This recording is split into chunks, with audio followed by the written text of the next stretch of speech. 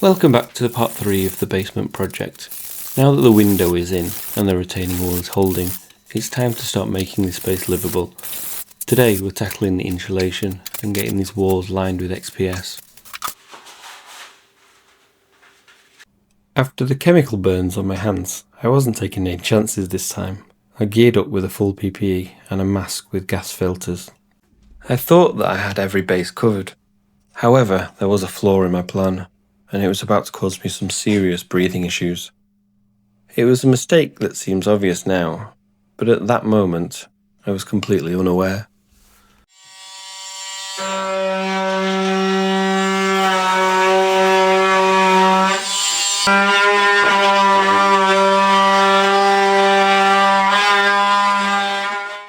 But before we get into those issues, let's talk about the plan and why I chose to put XPS boards on the walls. XPS is incredibly rigid and strong. Its real secret weapon in a basement is that it's moisture resistant, and it has a high R value, meaning it's great for trapping in the heat. So providing I keep the joints between the boards tight and add glue, and creating a continuous thermal barrier. This will prevent the humid warm air inside from touching the cold walls, which will cause condensation.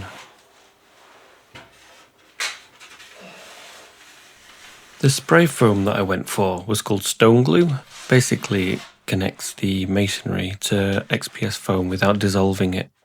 And it also has a low expansion, so it doesn't push the boards away or push the boards against each other when drying. And yes, my very first board that I tried to glue on, I put the glue on the wrong side.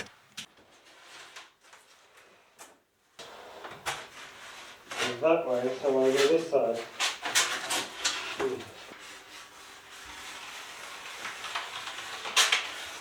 There's basically two main reasons why a basement gets damp.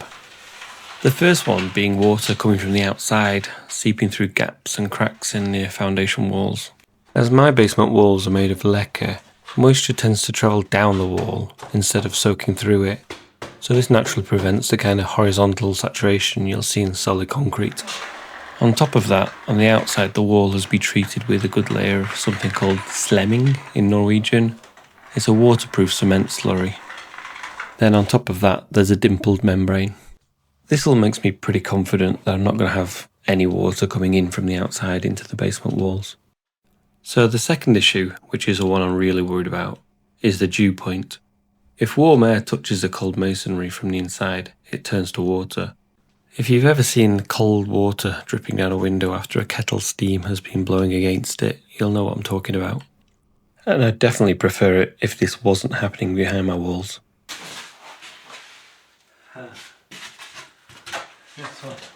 I found this ice and frost between the boards when I brought them in from outside. It's a great reminder of why I'm using them. It's completely non-absorbent, which is exactly what you need against the foundation walls.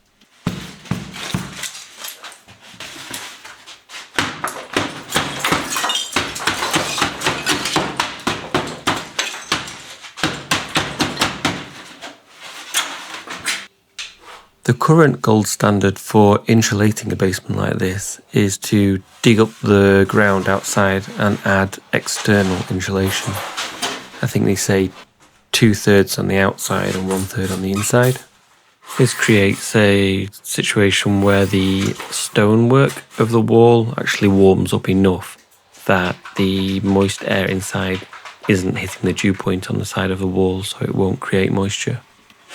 This leads to the risk that I'm taking, which is that my basement walls will be still cold. This means I'm going to have to go around the whole basement, finding anywhere where warm air is going to be touching the basement wall and trying to avoid it from happening.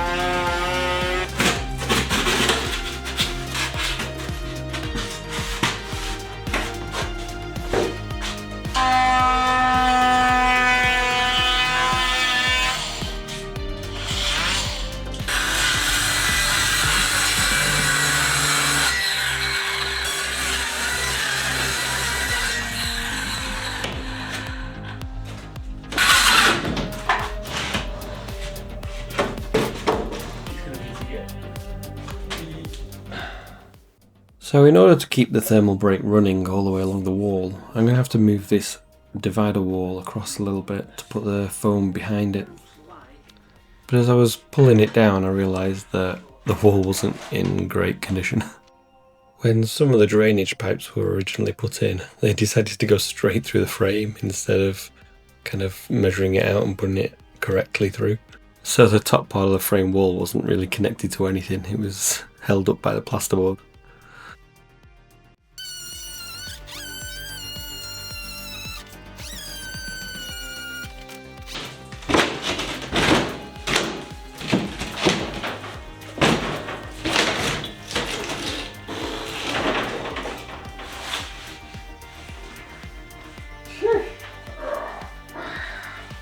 There's only one thing better than a hammer.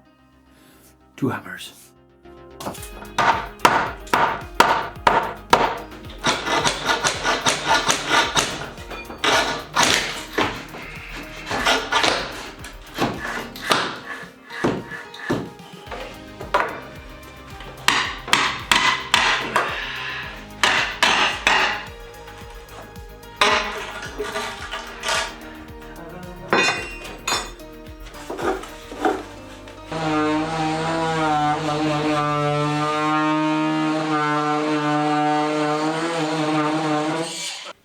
After quite a lot of faffing about, I was able to reframe the wall so that I can fit the XPS boards behind it.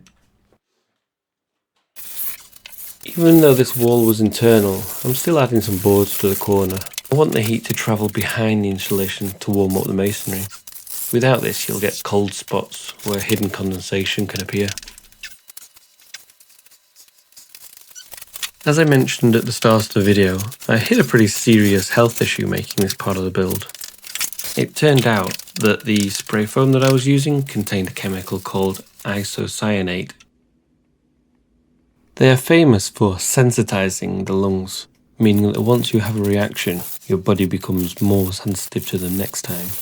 They also seem to be famous for having a late phase response, meaning there's a delayed reaction between your exposure to the chemical and the reaction that you'll have with it. Oh, you God damn it. In short, this wasn't a minor flare-up. I had to go to the doctor and get some stronger medication so I was able to breathe properly.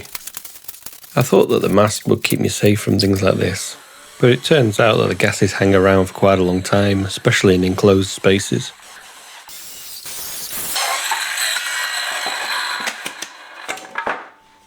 It was a pretty weird experience, as I'd used spray foam quite a lot of times before. And I'm still not sure if it was this exact brand that I used, as it was a cheaper brand, or if it's all spray foams in general that are going to cause this issue. I think I'm just going to have to take it really easy around spray foams and be super careful with it.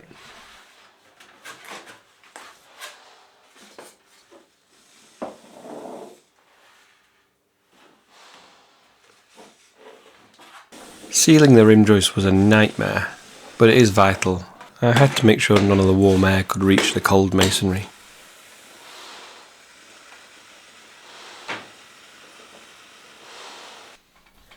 Well, it's certainly not winning any beauty competitions, but at least it's functional and I'm pretty confident it'll do its job.